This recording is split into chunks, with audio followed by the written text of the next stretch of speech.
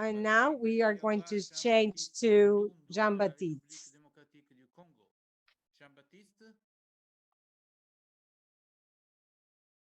Bonjour. Parfait. Oui, bonjour.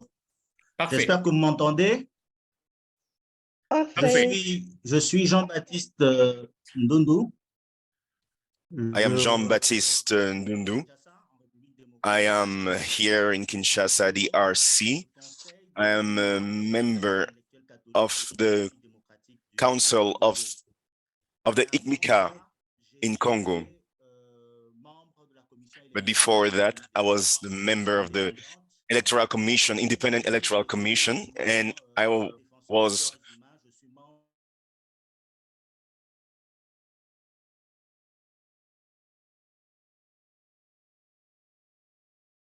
also because I've been in ICMICA in DRC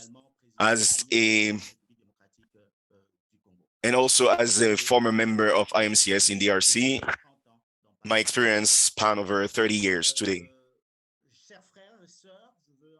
Dear brothers and sisters, I'm going to do my presentation and I will try to go through my speech as faithfully as I can for the interpreters.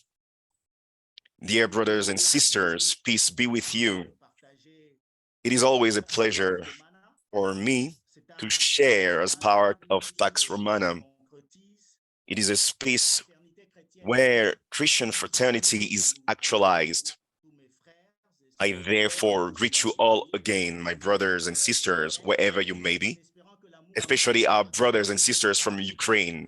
And I hope that the love of Christ will always be with us. May Pax Romana facilitate solidarity.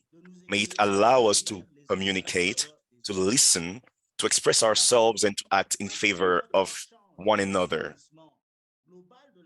The theme of our discussion, the global weakening of democracy, is a reality that we feel when we observe the many crises that plague us, especially wars and all the tragedies they bring, and that the peacekeeping mechanisms put in place after the end of the Second World War are unable to resolve. But there's also the resurgence of military coups, especially in Africa. We have military coups in the wake of the emerging new global geopolitical configuration, and it is a concerning indicator. In the Democratic Republic of Congo, the people have been seeking justice, peace, and democracy for 3 decades.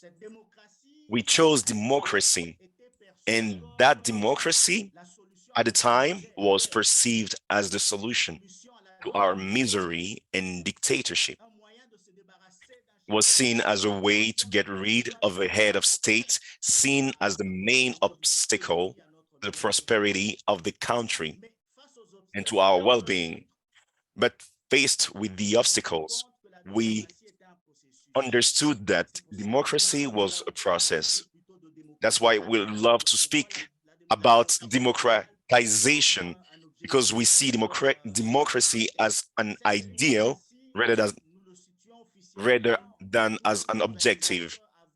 And in DRC, we officially placed the start of democracy around the 24th of April, 1990, when President Mobutu decided, under popular and international pressure, to authorize a multi-party system. Movements such as IMCS, which had been suspended in the countries since 1971, were able to be recreated with a view to preparing men and women with Christian and democratic values. But this was before taking into account Mobutu's strong will to retain power, as well as the Rwandan genocide. Rwanda, which is a country which seems has led to a spiral of killings and massacres of populations in DRC. It is also true that after Laurent Désiré Kabila's coup d'etat in May 1997, something new happened. With the help of armed forces from neighboring countries, he seized power and armed groups became a means of gaining access to state power. So it is true that the political understanding was reached in South Africa around 2003 between different armed groups to share positions in public institutions. The constitution was drafted, and also the preparation of elections were in the pipelines, and the constitution was effectively drafted and adopted by popular referendum on December 18th, 2005, and promulgated in the 18th on February 2006. The establishment of this institutional framework allowed the organization of elections under international supervision. This electoral process had the merit of replacing the rationale of war with that of peace. This means that we got out of the rationale of gaining power by force. And in 2018, for the first time since 1960, a president of the republic came to power without resorting to arms. And in 2023, this year, DRC is expected to hold a fourth round of direct elections to elect a new head of state, parliamentary leaders, provincial deputies, and even local officials. Vous parlez, même s'il y a beaucoup de controverses, il y a des opérations d'inscription des électeurs qui sont en cours dans le pays. La CENI attend environ 50 millions. Expecting close to 50 million voters. However, misery, insecurity, and the suffering of the population remains. Despite the organization of the first three elections, the current governance framework does not seem to improve the living conditions of the population, and the level of democratic culture of the population and the poor governance of political leaders are generally pointed out. The proliferation of opportunistic political parties, of which there are more than 600, undermines their representative function. These parties have a tendency to ethnic mobilization. They are associated with dubious maneuvers. They are suspected of corruption, but above all, they are disconnected from public accountability and citizen preferences. Thus, some no longer believe in the effectiveness of elections in the DRC. The rate of participation in elections, taking the ratio of voters and people registered on the voting list, has fallen from 64% in 2006 to 45% in 2018. And if that trend keeps going in 2023, the participation rate would drop once again. I would therefore like to mention some opportunities to promote democracy in the DRC. First, in order to guarantee the sincerity and acceptance of the results of the elections today and in the future, given that the electoral process in the DRC is generally disrupted by preconditions to the organization of good elections, justifiably so or not, and in the face of the great mistrust of the electoral process, it is useful to put in place an effective and efficient election monitoring system. But this is not enough. It is also necessary to put in place citizen oversight mechanisms for public governance, especially since the Congolese society is experiencing many difficulties in developing, learning, and implementing standards in several sectors. Thus, we are generally exposed to accidents, disorder, and waste of public resources. The quality and performance of elected officials public agents, representatives of the people, are generally oriented towards selfish interest instead of serving the common good. I don't want to talk about personal interest, but selfish interest. It is therefore important that the people exercise its power by ensuring the sincerity and acceptance of election results, but also the quality of public governance. This may require acting as an advocacy or lobbying group, or even being strict in the strategy of representing the people and even in their political commitment to better public governance. The challenge of implementing public policies in the DRC remains, despite the slogan DRC country solution to the climate crisis.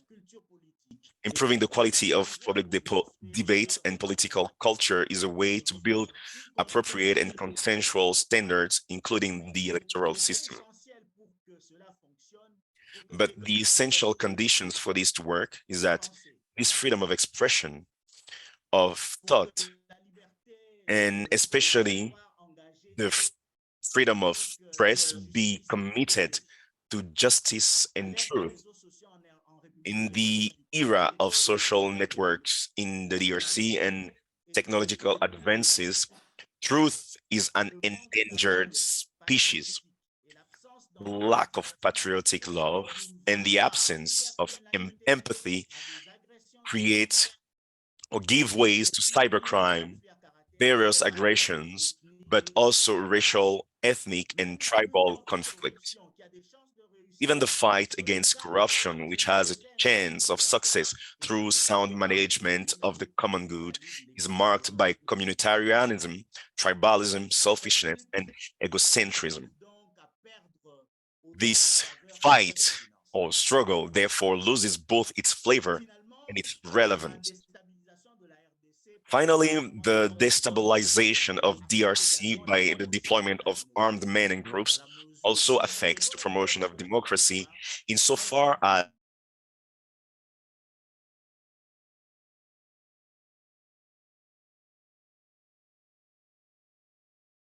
as beyond the restoration of state authority on the national. Un respect des règles de droit quand les auteurs de crimes de guerre et des crimes contre l'humanité, des pillages des ressources naturelles sont carrément. Pillaging of natural resources are protected by the United Nations system. How can terrorism be stopped when its instigators are prosperous businessmen who are not appreciated by the number of children, women, and men massacred and killed, but by their turnover despite the obvious laundering of funds? These double standards undermine not only the judiciary, but also human rights in the DRC and the entire United Nations system. These are therefore areas where Pax Romana can make a substantial contribution to improve citizen participation in the country, but also to contribute to the promotion of justice, peace, and the well-being of the population. As long as democracy does not improve the living conditions of the people in a fair and equitable manner, it runs the risk of being abandoned in favor of systems that are able to achieve them. To conclude, I remain convinced that IMCS and ICMICA have an interest in accentuating or emphasizing the preparation of men and women capable of promoting Christian and democratic values, men and women ready to commit themselves to the service of the church and the country, ready to work for the respect of the unity and territorial integrity of the DRC, men and women ready to work to build a country more beautiful than before, to contribute to the well-being of their brothers and sisters. These are, in a few words, what I can share about my perception of the challenges and opportunities of democracy in DRC, in the hope that it will help us to better engage. Thank you for your time.